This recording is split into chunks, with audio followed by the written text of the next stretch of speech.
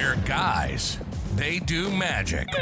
They are the Magic Guys. Ladies and gentlemen, this is what it looks like to see two guys who have been gigging non-stop and still commit to a podcast. I'm one of your hosts, Josh Norbito. and to my next to me is Nick K. That's right. To the next of him is magician Nick K, professional mind blower, all the way from Melbourne, Australia. Bam, bam, bam. How are Yeah, we? boy, and your boy Doug. Well, he died. And No, you know what? No. We all terrible- know. We all know why Doug's not here. We all know. Like, if anyone's listened to the Christmas episode that I posted in the Discord, if you know, you know. He decided to get the extension, the pump put No, in. we all know deep down that he's secretly Santa Claus. He's a jolly fellow with a white beard, and he's building presents for kids. Okay, I'm with you. That's probably a better answer than I was going to keep coming up with. Yeah. Hey, Yeah, we're so let's happy to improv. have everyone here and in the chat as well. We got some chatty chatters in the chat. Nick, Yeah, who the we chat is lit. We got Thomas Conger, we got Scotty, good to see you, buddy. We got Tim Askin, good to see you, bud. We have Rob P, howdy, new folk. Gutbuster Mike in the house. I love when he's around. The guy fills me with joy. And we have Aiden Moore, 52, yo, good to see you, bud. Guys, as you know, the show is live. We have questions that you guys can ask in there. Of course, we have an amazing guest today.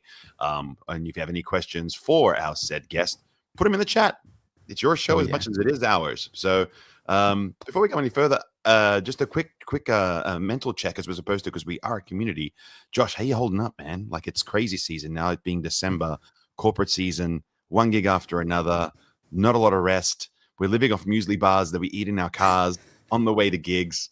How are you, man? Are you okay? Man, what a time to be alive, hey. There was a moment on Saturday.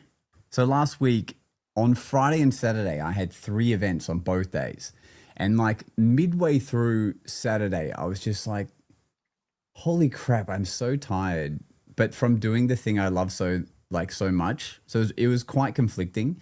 So I'd done like 5 out of the 6 gigs for that Friday and Saturday. And the last event was on a party boat where I had to get on, and they were just at like crazy energy. And the boat hardly stopped because it was coming to a different dock just to pick me up. So like they hardly pulled in. The crew member just like held onto a ledge and like held at their arm as if like we're in Pirates of the Caribbean or something. They were like, jump on. And they like gave them my case and like, now it's your turn. I'm like, oh man, I'm too many gigs deep for this. Anyway, and they like pulled me on. And I'm like, this is wild, bro. But it's so fun. And yeah, time management is just so crucial right now. Like, it's so easy to, like, my little 30-second anecdote, the first gig of 3 for one of these days was a private show at a house, and 2 of the people weren't there yet. So the client really wanted to wait until those 2 people got there, and the Uber said they'd be 20 minutes. But 20 minutes will make me late for the next one. So, because silly me didn't leave enough time, like I arrived early so that I could spend 10 minutes after the show and then leave. But like I didn't account for like them needing to start late because of their guests. And so it was a really conflicting moment because I can't be like, no, we're starting now. And it doesn't matter because like it's not the experience I'm trying to give them. So it's a real lot of coordinating. But what about you, man? How are you? And are you keeping up with the heat? Are you using the Arctic Cool Vest? This is stuff people all want to know. Thankfully, it's been pretty chill. Hasn't been too hot here. I mean, like today is only 22 degrees. I don't know what that is in Fahrenheit, like 6. I don't know. So it hasn't been too bad, thankfully. But like I had to shave my beard for a gig just last week because I had to dress up like the Mad Hatter and so forth. And it's been one after another, but they've been so much fun. But with the moment you stop, like I got home on Sunday and I was going to get together with my buddies, go sim racing. And I thought I'm just going to lay down for an hour and then I'll go hang out with my buddies. Blacked out for 4 hours and just hit the wall. But these are the joys we have, and I wouldn't trade it for the world, friends. And I think neither would our guest today. Now, friends, our guest was someone I met way back in the day. In fact, I had the pleasure of meeting our guest back in 2011. In fact, I have a signed copy of his DVD to prove that. He'd performed during the Oceanic FISM competition, and he blew my mind and was my favorite performer that evening. And when he told me he had a DVD available, I was more than happy to purchase it, in which he signed. He signed it saying, "To Nick." This is when I first got into magic, dude. He signed it and he said, "To Nick, the best beginner magician I've ever seen. Keep it up. Cheers for the beers." Friends, without any further ado, please join me in welcoming one of my most favorite local magicians, if I may, Mr. Alex Moffat.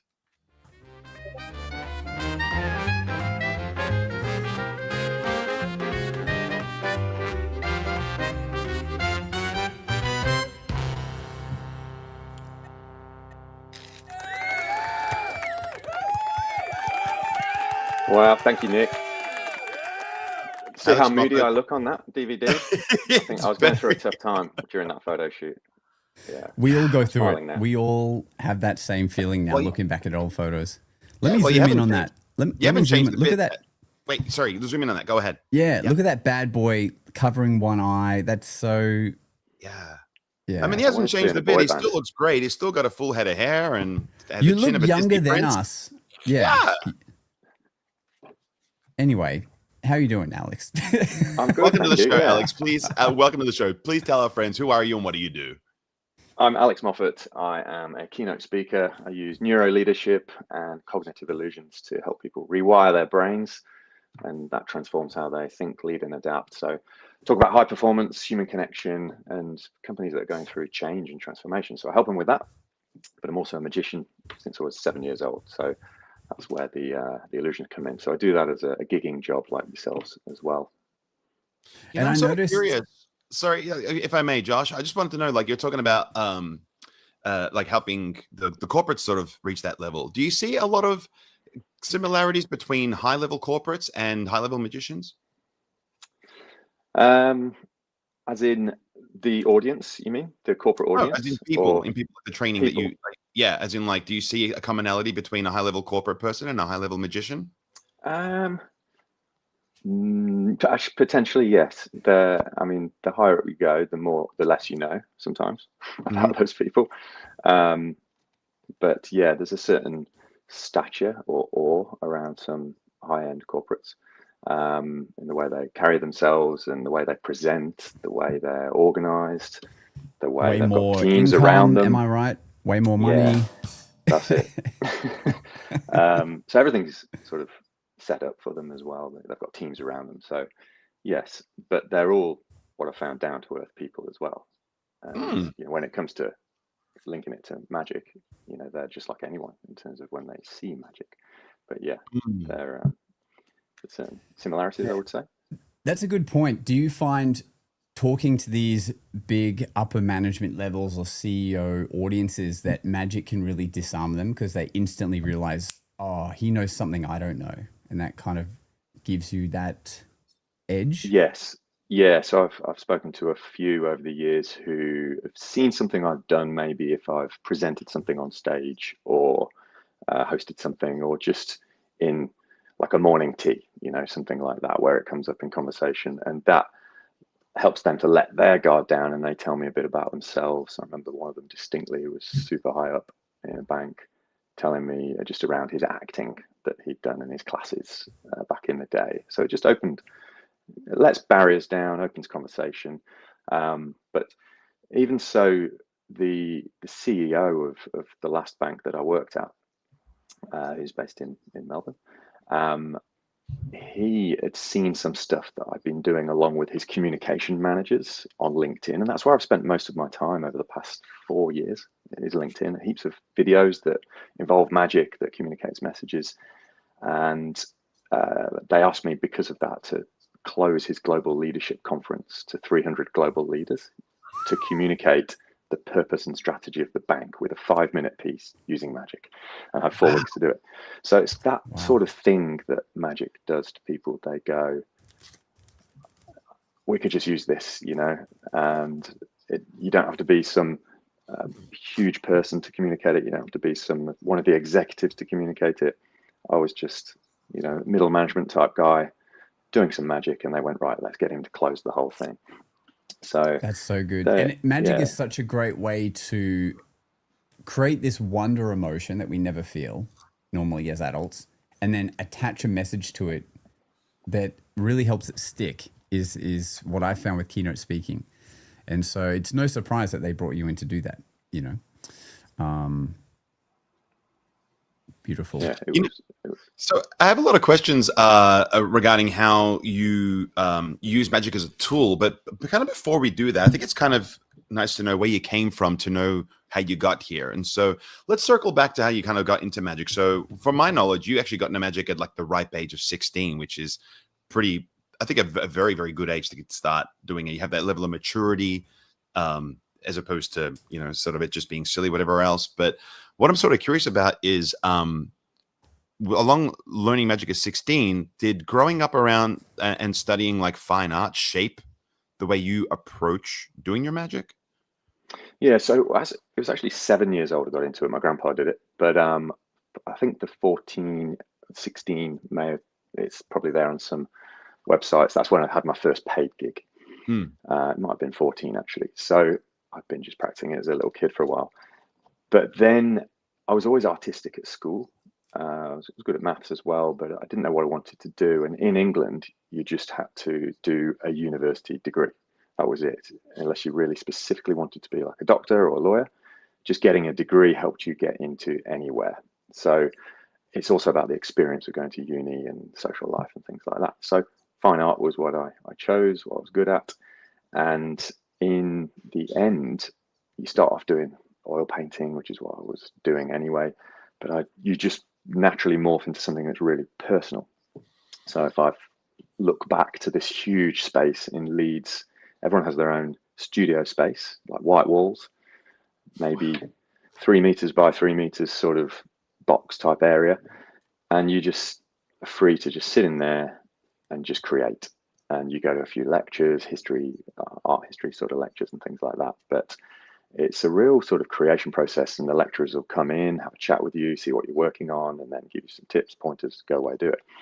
But because of the passion for magic, just thought, I'm just going to involve deception, illusion somehow in my art, and created pieces that were interactive with people who came into my space. And ultimately the degree show, as it's called, which is the final show where you get marked on along with your dissertation as well, which I've got, I think, in my bookcase somewhere at the back there, titled Illusion in Art, Nature and Magic, I think. It was all interactive, and it involved invisible threads. It involved those glass tables that you see, but there was no glass on it, yet the cards were on a perfect plane. So it depicted glass. So people would come up and sort of try and feel that there's no glass. There was 2 spades, sort of the handles on the floor falling apart from each other with the heads here, and 2 chains, one from each one with hooks on the end, pulling them together, holding them upright, but the hooks were just not quite meeting. So it caused people to put their finger through the middle because there's some thread there holding them that they can't see. So it caused that interaction, but there's nothing there. And of course, that was welded chains. And I believe I'd never seen, you know, those wine bottle welded chains, the wine holders. I'd never seen them before. So I believe I came up with that original years ago, welding a chain to make it look like something. But it was pulled taut. It took me ages. You know, I don't know how I did it then with no internet. But it was that sort of stuff. And I loved the interaction piece. I loved how it communicated something, and it was deceiving, but it wasn't your typical magic. It was just involving magic principles, I guess. Yeah, so that's where I feel like using magic as a tool to communicate, you're doing that extremely well. And since then, you've used that in business, right? Which led you into a totally different realm outside of magic, which is the financial realm, correct? Mm-hmm. Yeah, so I've been in financial services, in banking, wealth, insurance for the past 20 years until July this year. So full time at those things I mentioned earlier. I think that started when I first got into a bank, and I was a financial advisor after I was a teller in a bank for like 8 days, then on the front desk for about a month, then a customer advisor, personal banker, you know, the ones that help you with your credit cards and bank accounts and all that. Then became a financial advisor, and I used to do training sessions. And of course, the magic was there, the passion. They all knew I was a magician.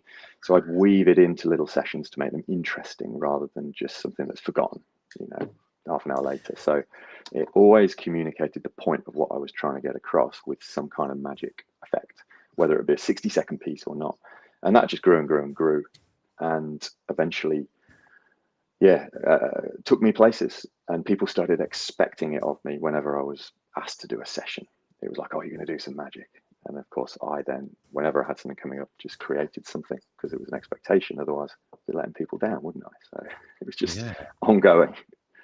For the viewers listening to this, I have a question that's just burning in my mind, because you have done this route where you've created a lot of magic that magicians use and work, and it's amazing stuff, amazing technical stuff, like the Flux Deal. I can't believe the first time I saw that, I was like, what the hell am I watching? And I feel like I know no magic, like I have no skills compared to what I'm seeing.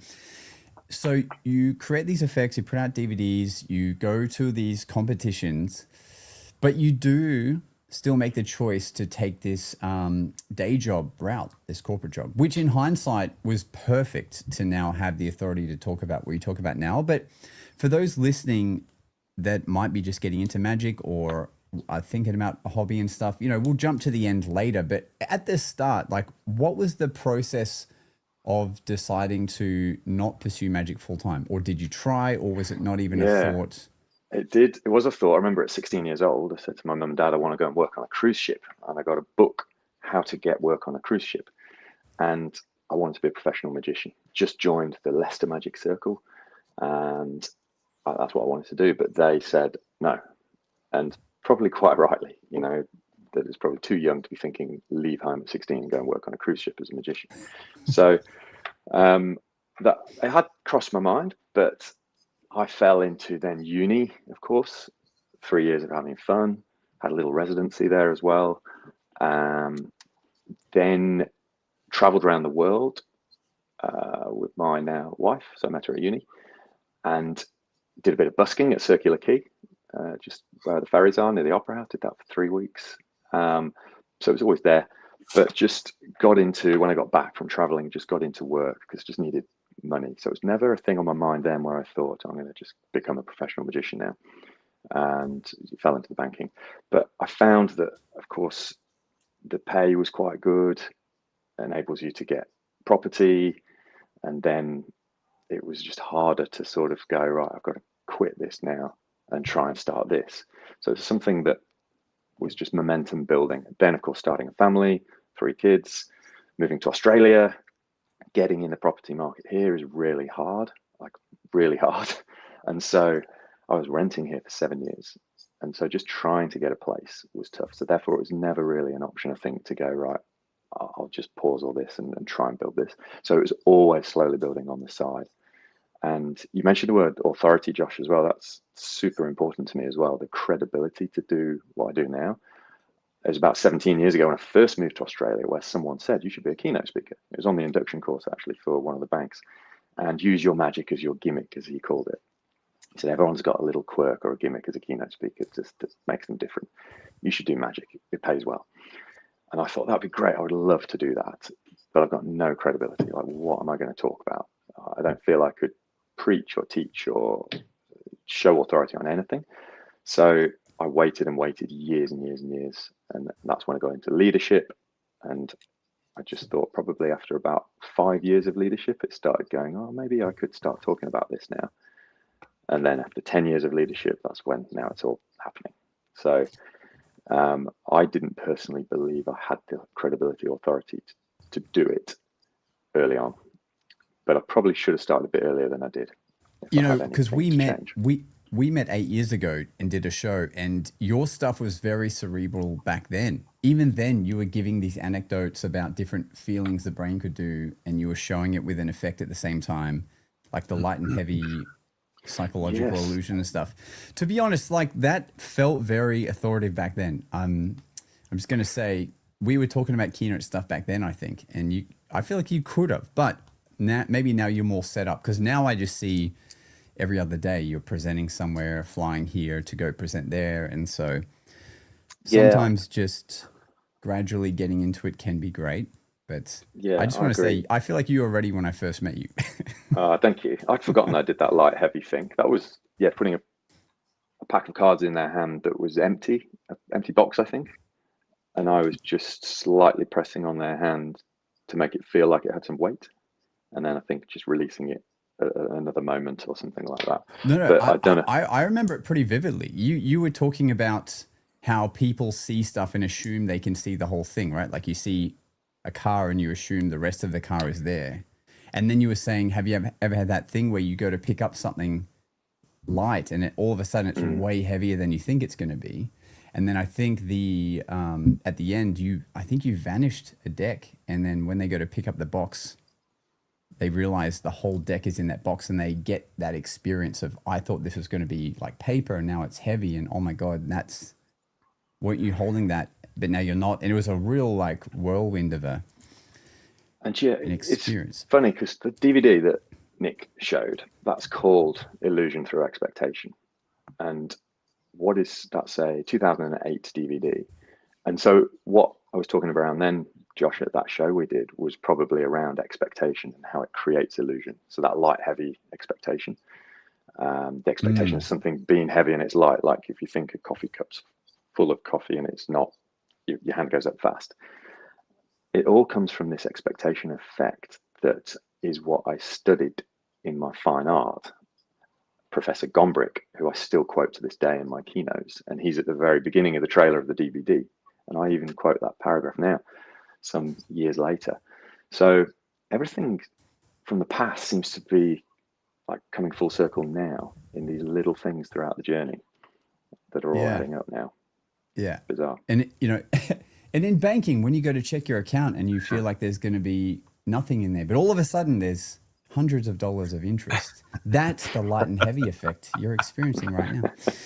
I'm just riffing here. But, so there's principles that you have in your magic that obviously apply to the neuroscience and the psychology that you do in your talks. How do you influence that in your like with your keynotes? Like what's actually covered in those? That's a great question as well. So I listened to, have you heard of a British magician called Peter Wardell?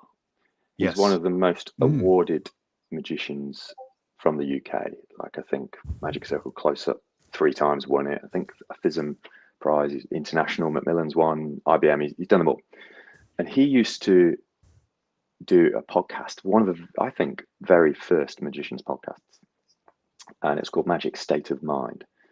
And I have a feeling it was around 2015, 16 or something like that. But it was great. But he was on a journey to become a keynote speaker himself. And so he used to invite people on. And I remember them talking around how do you have magic as a message? What should come first? The message followed by supporting magic or the magic. And then you go, and here's one. Did that, this is what I'm talking about. And it's all very interesting. But I've gone on a bit of a journey with it myself where I don't want the magic to be overstated. So I don't want it to be, it's not a magic show. It's not a magic keynote. Probably 70 to 75% of it is learning material. And the magic pieces or illusion pieces are experiential. A couple of visual things. I've got some nice expectation effect visual thing with an elastic band in there. But I want them to experience what I'm talking about, because the experiential learning is the best way of learning at the same time. So it's a 100% learning thing, but probably 30% of it is them experiencing something with a demonstration or vibing off someone who's on stage with me and what's happening with them, and they're bouncing off that too. But coming up and linking the things takes time. So it's an iteration. It's like, well, what's the best thing that I could use to communicate this message? It's really hard. Yeah. Throw 9 ideas away and you get the 10th one. If I can give a little bit of feedback, not feedback, but a little thing I was given. Obviously, we're all familiar with Vin Yang and his keynote speaking, empire. When he was first helping me try and create a sales keynote, what he said to me was, the next sales book you read, take every single chapter in that book and think of what effects could you tie to that principle that would be relevant and could make people think, oh yeah, that's right. That's why he did a linking effect, because that's how we link or whatever. And then he was like, do that for every chapter. And then at the end, look at the 20 different things you've done and see if there are like, what are the 3 best, like, cohesive effect to principle.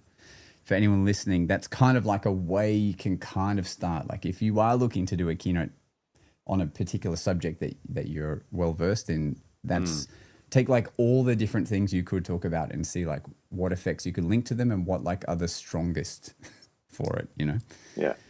So it's That's definitely difficult to blend all those together. So for example, combining magic, storytelling, and the neuroscience into your work, that's a very difficult thing to do. Now, is that something that you chose to do, or something that was kind of thrust upon you and you just sort of took it as an opportunity?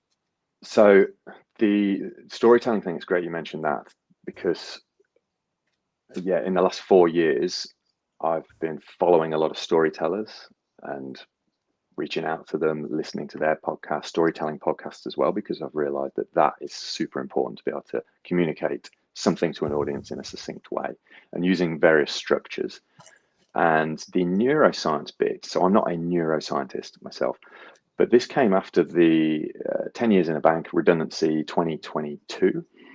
And there's a big firm based out of New York called the NeuroLeadership Institute.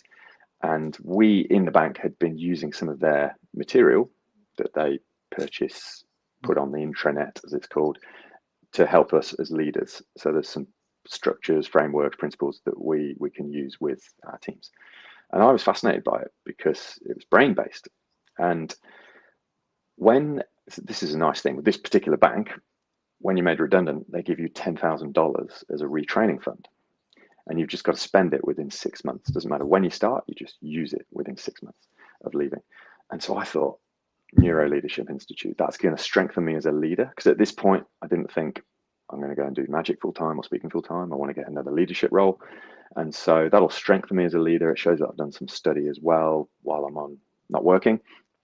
And so I did 9 months in the end.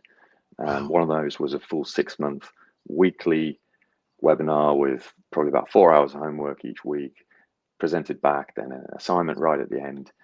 And it was just amazing. But as I was going through this learning, and there was 2 other courses around coaching as well, so I became a brain-based coach, I was just connecting these dots going, oh, that would be such an amazing principle to use with this bit of learning here, or this bit of coaching, or to get this point across. So I was just writing notes around magic stuff as I was writing notes from the course that I was doing, or from a lecture that I was on with one of them, and just connecting dots.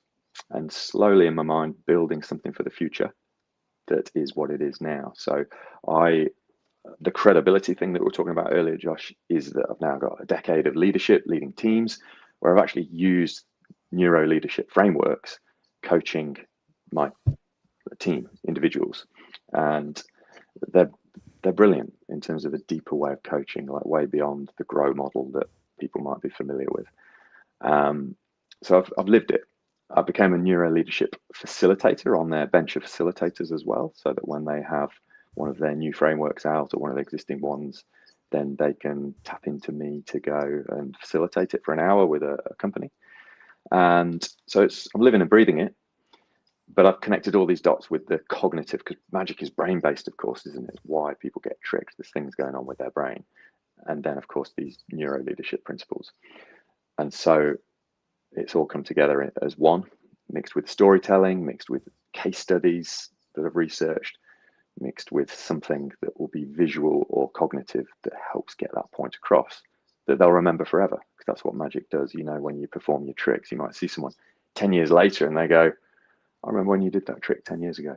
You know, it's amazing. So it just talks to the mind so deeply. Now, when you're sharing these stories, well, you know, like in the storytelling notion, I want to know your thoughts on this. Like, is it important? Like, does the truth need to get in the way of a good story? Ooh. So it depends where this is going. So yes and no. So yeah, you've got to, you've got I to. ask you this because I battle this myself. Like, should we let the truth get in the way of a good story, to the point where, you know, from a personal standpoint, I love the idea of doing a confabulation in the theater of magic that both Josh and I perform in. And I decided that I hate lying. is like by nature, and I do pride myself in being genuine. And then I thought to myself, like, what if we did a confab rather than trying to convince them it's real? That I tell the audience, you know, every theater has a ghost, except this one, and it's sad. I think we should make one up. Let's make up a bullshit ghost story so you guys can leave the theater and tell all your friends that we went to this magic show in this theater and there's a ghost. And you can tell them the story that we made up, and it'll just be hilarious, and they'll believe it because we made it up.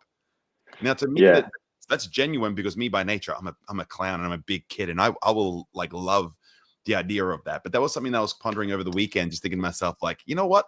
Make it a lie, make him part of the lie, and then let them know. You're bringing them in on it.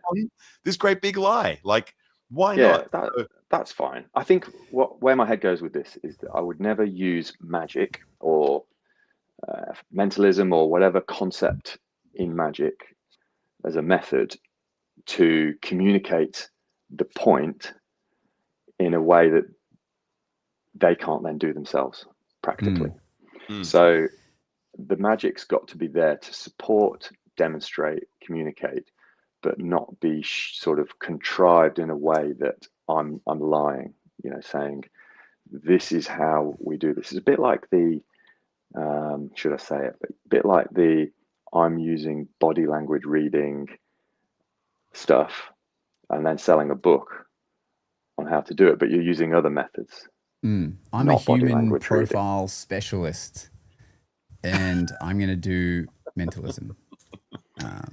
And I knew you would draw Santa with a green hat and a red suit and a yellow pair of socks, because on Tuesday there was a full moon, and that meant that you're, you know, like, we just don't. So that sort of stuff, and you know, like there's a lot of talk around the famous mentalist out there at the moment, you know, with his book, but they can't do the methods that is actually being done, to promote this book. So that's where I think it sort of is a bit different. So I'll always use it to support. I'll never say that the magic, this is what I'm doing, and do it another way. What about this example? What if it's the type of thing where me in a sales role, right? There would be times that I would get pushback on certain things. And to avoid them pushing back on me, I would, like, they would say, like, I can get this one cheaper. And I would go, and I would smile and go, you know, my dad always said. And then I would say my retort.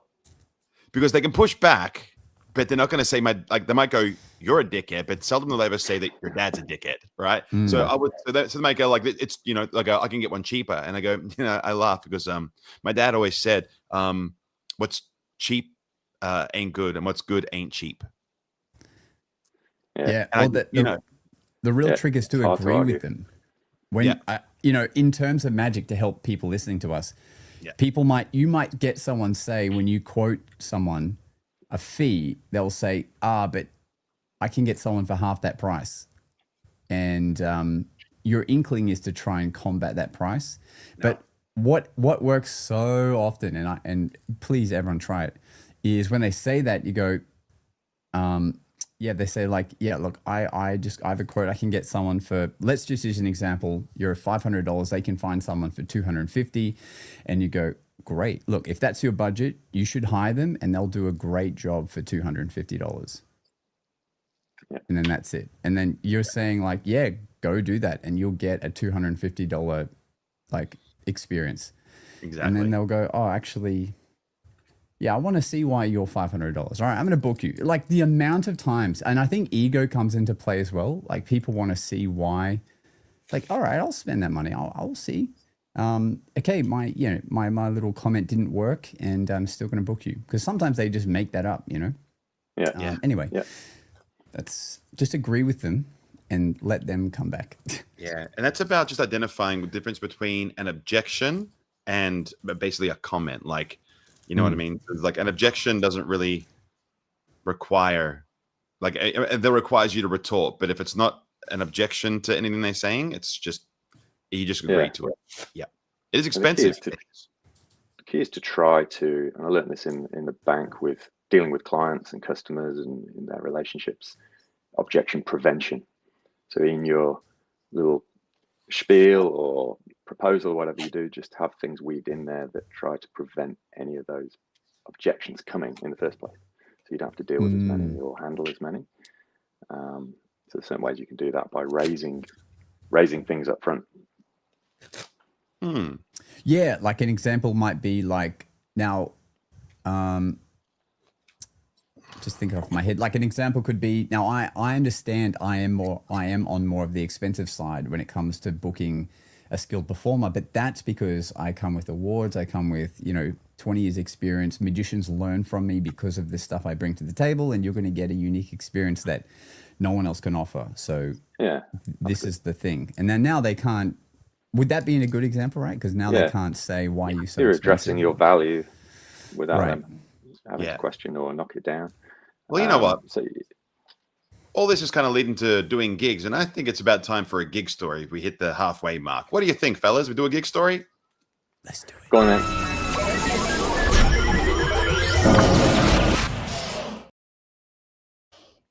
So gig stories is a section of the show where we talk about little magical moments from our life, either while just performing from day to day or while doing good old-fashioned gigs during this crazy Christmas season here in Australia.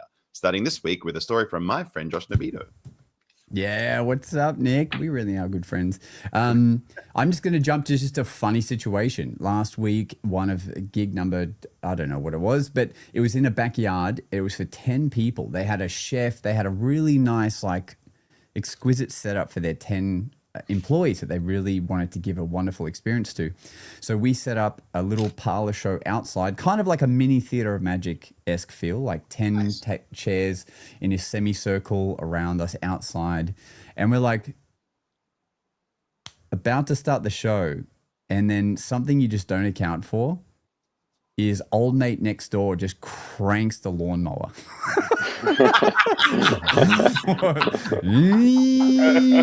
Like, what the?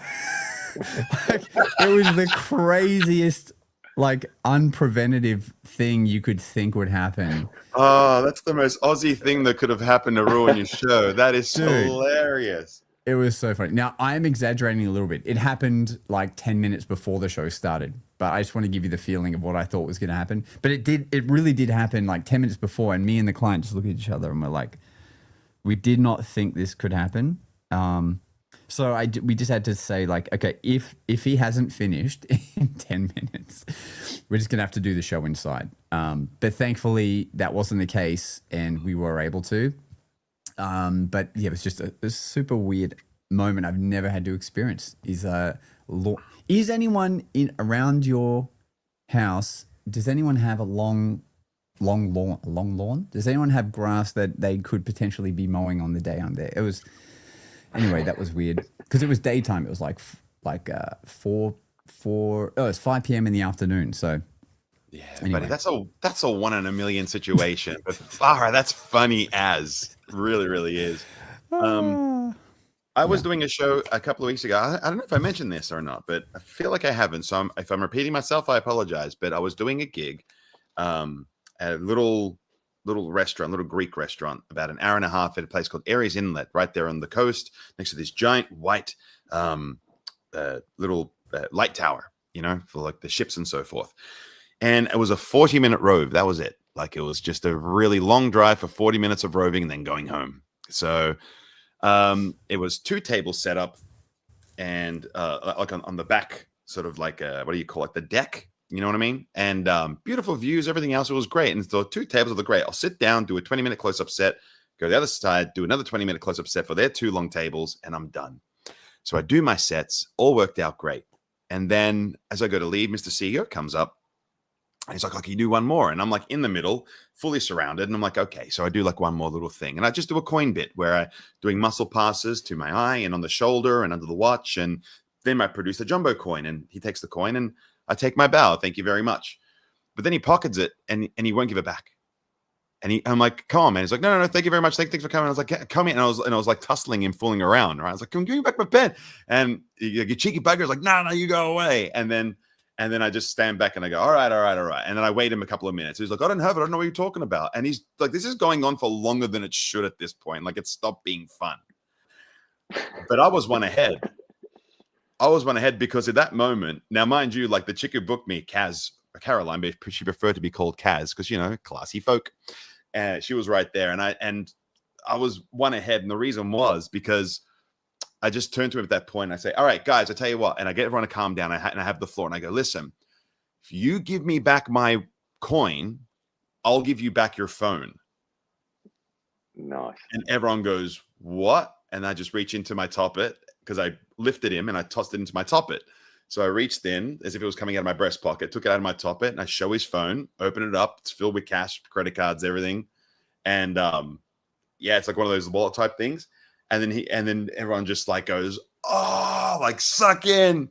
Anyway, I give it back the coin, I give it back to him. And Kaz looks at me and she just like mouths, you know, WTF, like what the fuck? And I just look at her and say, and this is like a new catchphrase of mine. I just look at people, I just go, I'm that guy.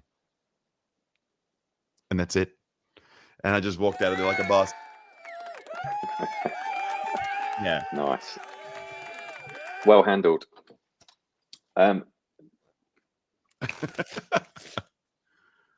don't know if Josh is talking. Josh, are you speaking right now? I am muted. Yes, I was talking to myself for a few minutes, and thank you for being silent while I did that. It's much appreciated. Luckily, our editing will cut this out in Spotify, so you'll know nothing of that delay. No one will even know what happened. What I was saying to myself was that at least you did it on purpose and gave the phone back, unlike our listener Alex Lamb, who recently did a gig and just took the client's phone home with him by accident. And then the wife called him and he had to realize in the taxi, holy shit, I have the client's phone. Anyway, so at least like you did it the right way. Do the right thing, fellas. Awesome. Do the right I can't thing. wait to hear Alex's. Now, let me give a quick gig story about Alex. Watching Alex for the first time. We did a show 8 years ago and I was in Sydney and it was really cool. It was like a little theaterette with like maybe it could fit maybe 100 people, but I feel like they'd set it up to fit like 80 people, like really intimate, but tiered leveled seating. And I know the magic I do and the magic I watch, but I hadn't been exposed to much of Alex's work. And the first thing I see him do is he comes out with a deck of cards. He's explaining it, really nice fan. It's like really beautiful. And he's got like the deck of cards. He's like taking the cards out, put the box in his mouth to like show the cards. And then he's like, let me start again. And he drops the deck from his mouth. It hits his hands. And all I can say is the deck just reboxes itself back into the sealed pack. Ungimmicked, like no, it's not a shell hitting a deck and he's perfectly landing. Like, no, this deck of cards just fucking absorbs back into the box as if by magic.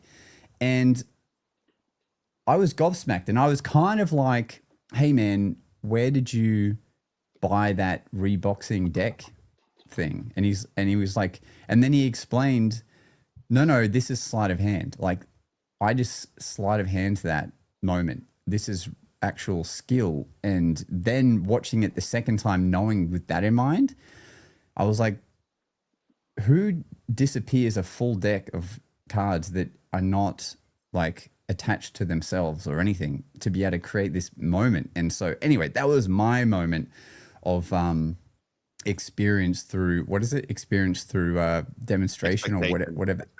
Expectation. Yeah. I had a real moment. And that's when I realized all of the work that Alex does is the technical stuff you would read in books that's like a delicate finesse to a sleight, but Alex does it in the real world. Like we were having a conversation about this move that I would do just purely for Instagram or for video.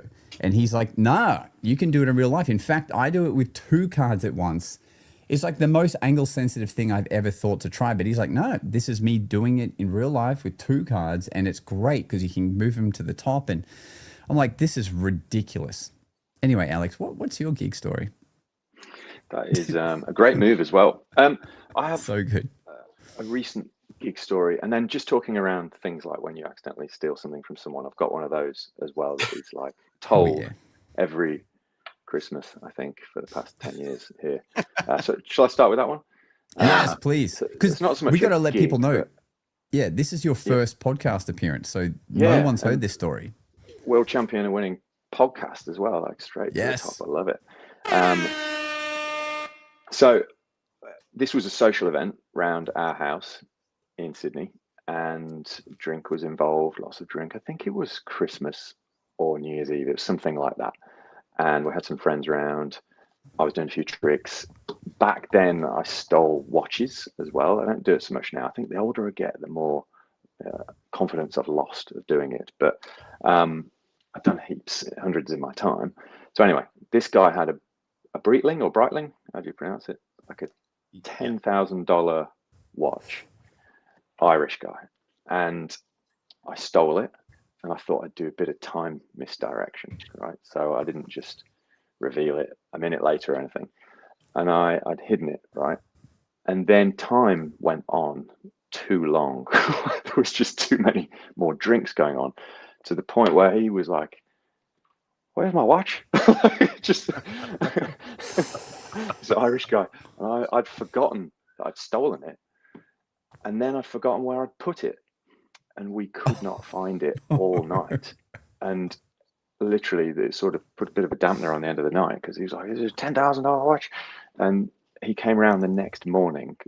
Everyone was really hungover, and we were looking through the bins. There was prawn heads everywhere. It just stank. And in the end, just found it tucked away in this little box, just randomly off to the side, about 3 days later.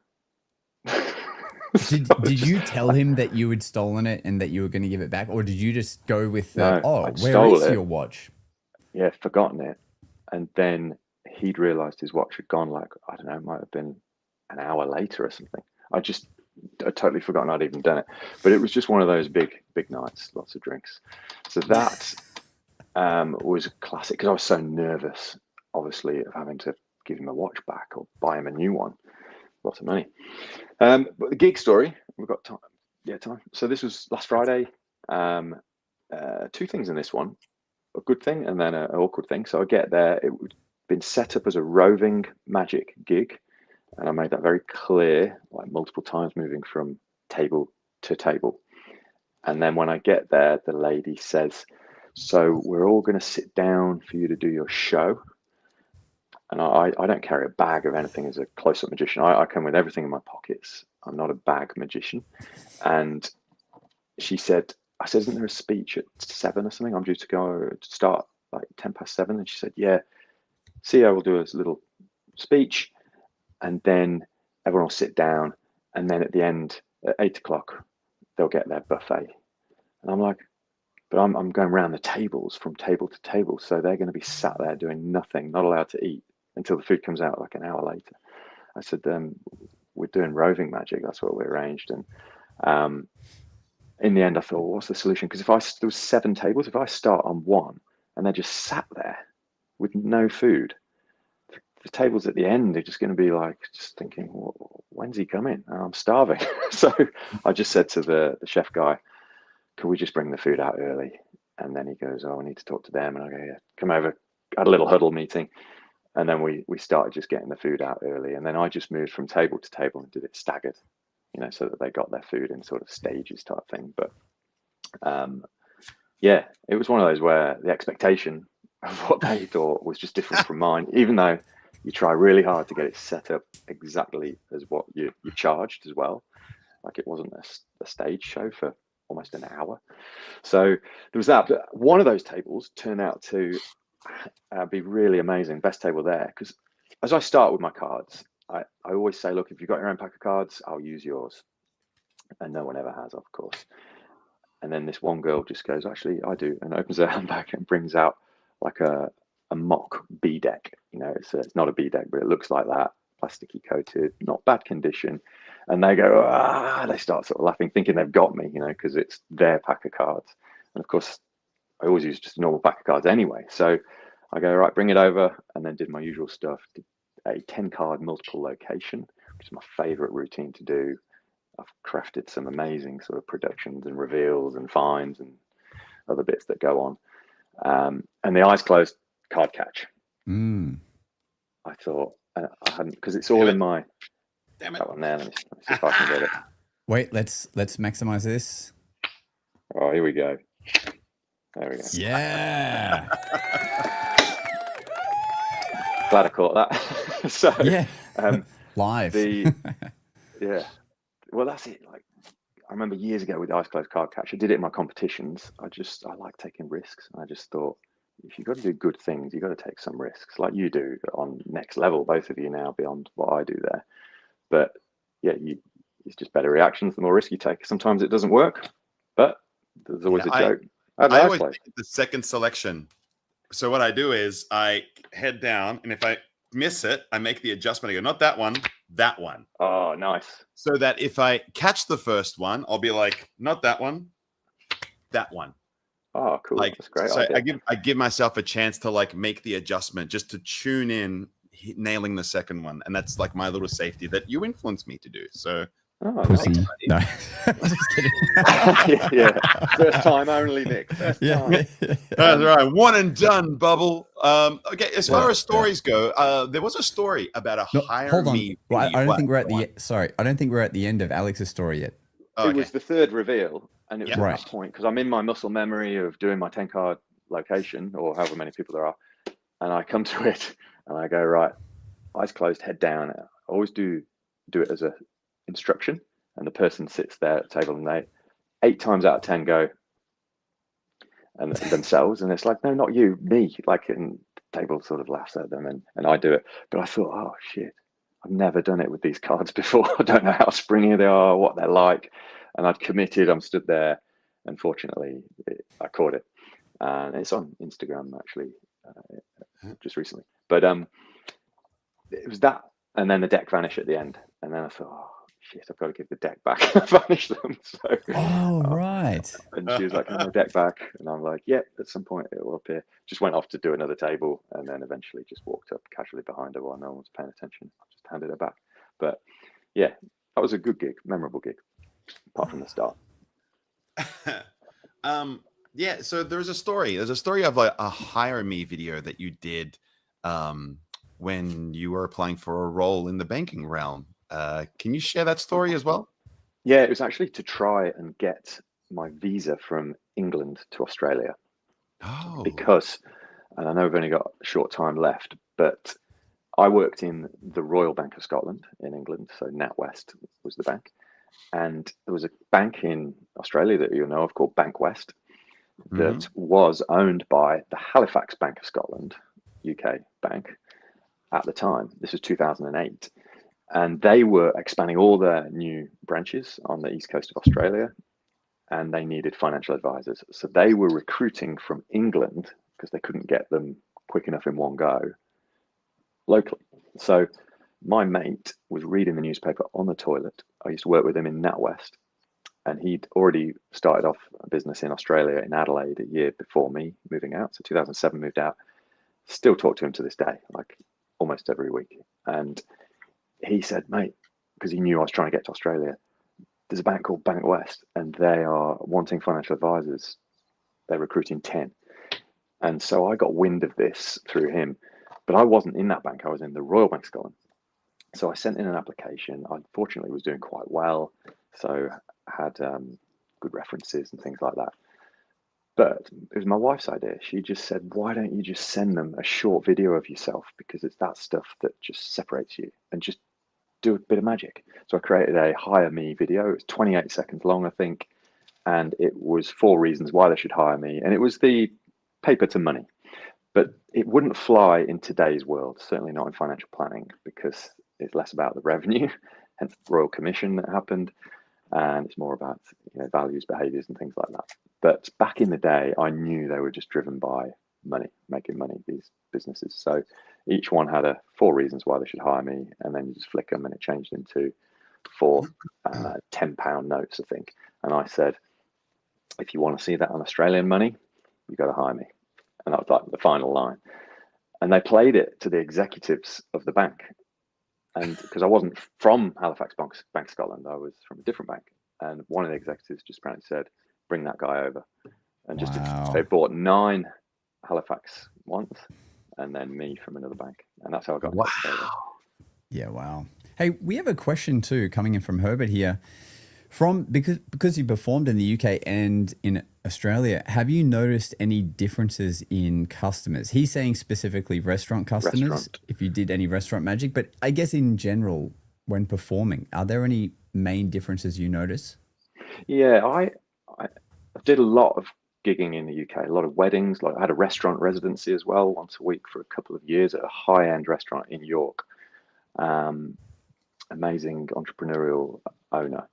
And so I've performed to people from all walks of life, like yourselves. And I think there's not too much difference between the Pommies and the Aussies when it comes to it. I find there are slightly more alpha males over in Australia, though, who might be a bit more, don't like not knowing how it's done type thing. But they're still rare. But that would be probably the only thing. Otherwise, they just love magic just as much as the Pommies. Restaurant wise, I think it's more of a thing in the UK, and wedding magic is more of a thing in the UK. So table hopping is really big over there. I've got mates who are magicians full time that do that stuff every single weekend. Whereas wedding, I saw you do one recently, Nick, on your Instagram, but wedding magic, I don't think is as well known as a thing to do here as it is in the UK. Like almost every wedding has got a magician in the UK, it seems. So they're more familiar with seeing magic at their table while they're eating. And that's probably a difference. But as a personality in person, the Aussies just, I think, react the same way culturally. Yeah. And I think weddings are a different experience in the UK in general, right? Like from what we've been hearing from wedding magicians, a wedding in the UK is a whole day and night event. Is that right? Where it'll start in the lunchtime sort of ceremony, like church. Yeah, go off to the venue, photos, and then it will just go into the night, DJ later. And the magician will either be in the afternoon or the evening. I've had a lot of penetration in that market in the past year because of doing the wedding days and so forth, and doing it specifically at venues where people come to the venue to have a look at what they're doing. Because it's like, oh, we're looking at having a wedding here, and then you can show that like I do weddings here, many of them, and I MC because they know they need an MC, right? But they don't know they need a magician. So when you say that you can do both, you can actually double down on that. Now you'll cost more than a normal MC, but what you get in return for it is enormous. And yeah, and the feedback I got was like, we booked you before we booked anything. Like we booked you before we booked a venue, before we booked caterers, flowers, everything. We just know that like you had to be there. And I remember their wedding well because we did this really.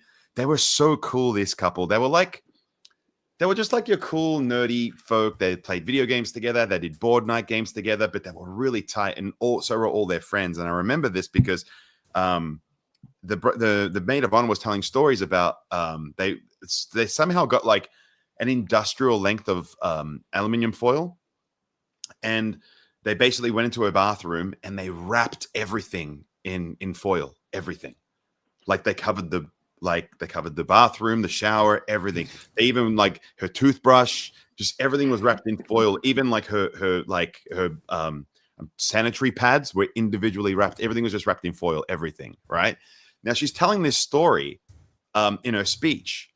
So I snuck off to the kitchen and I'm like, can I get like a meter of just some foil, please? And it was like, is that enough? Okay, yeah. And so I wore it as a hat. So good.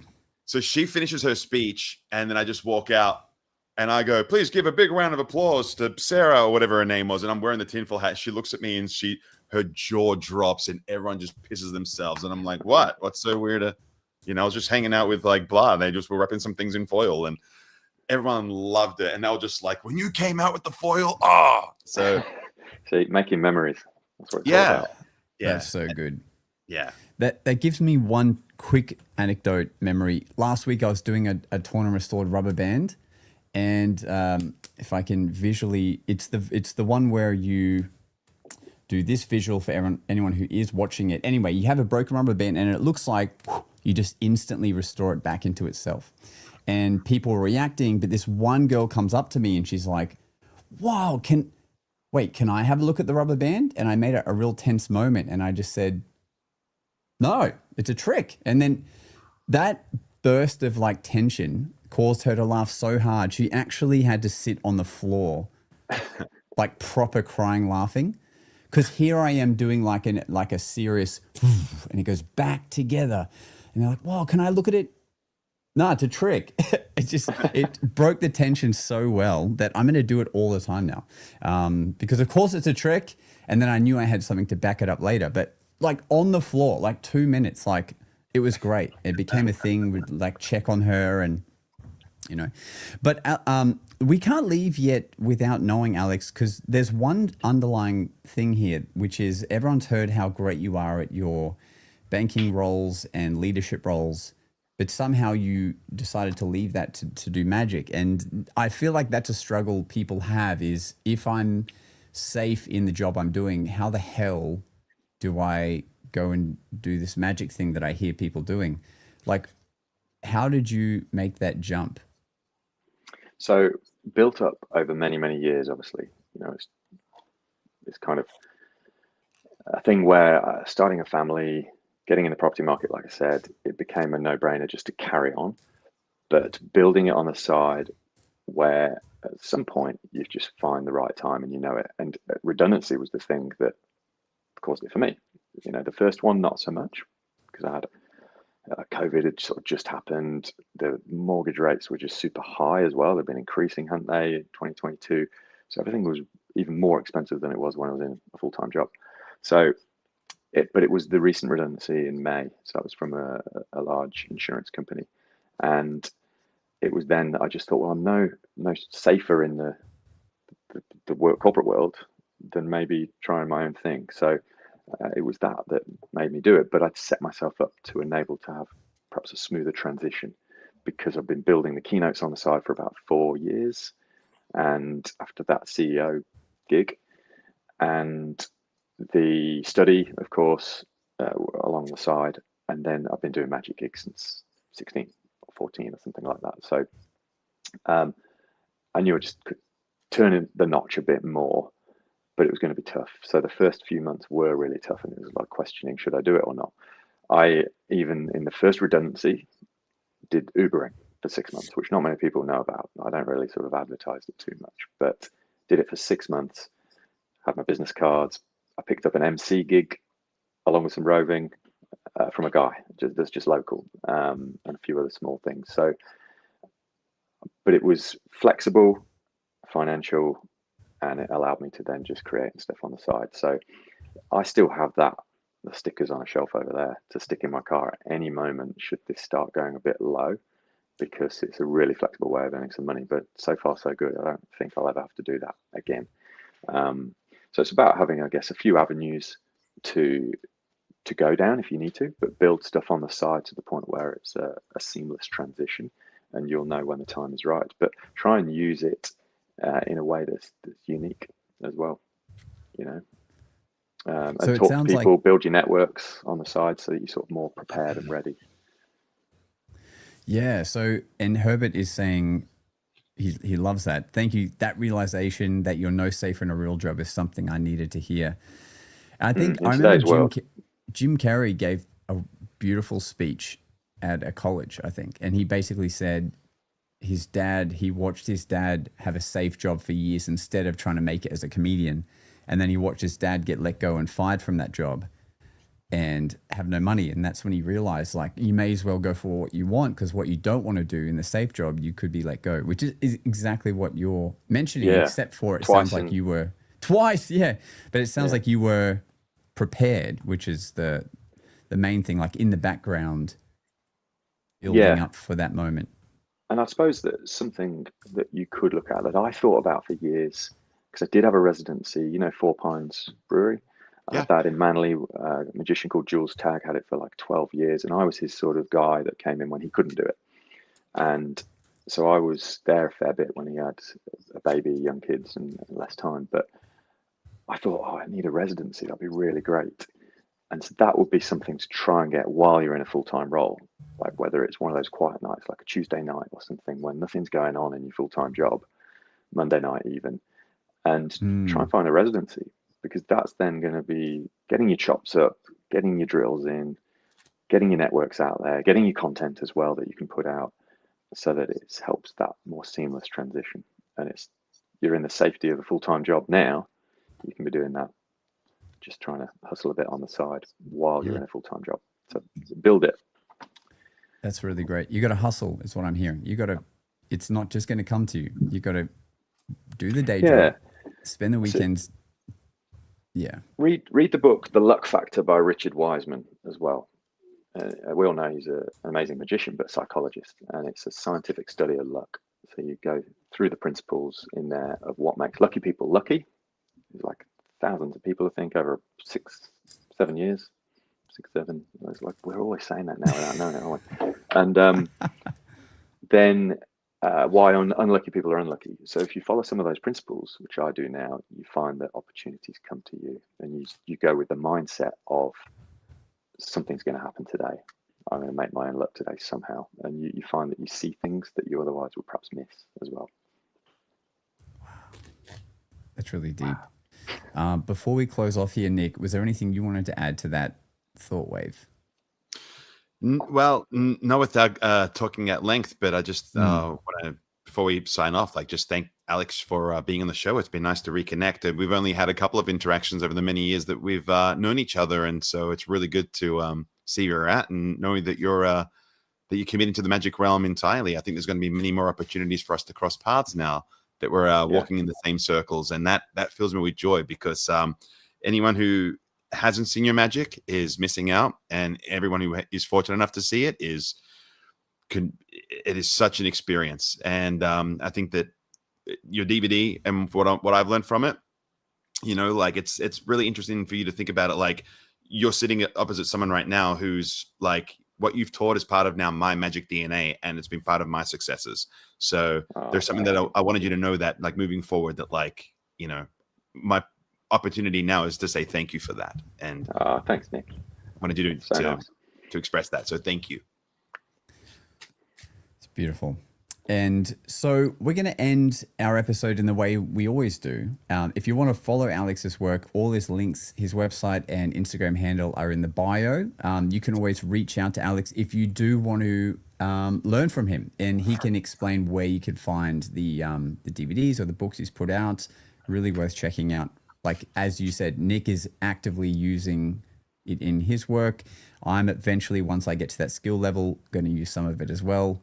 And it's just like really great. I would call it underground stuff because it's not mainstream. And I really like that because it's really difficult, but so magical stuff. Like making a full deck that you've just been using vanish without a table, just in front of everyone. Anyway, we're going to end our episode in the way that we always do, which is by giving our guest the final word.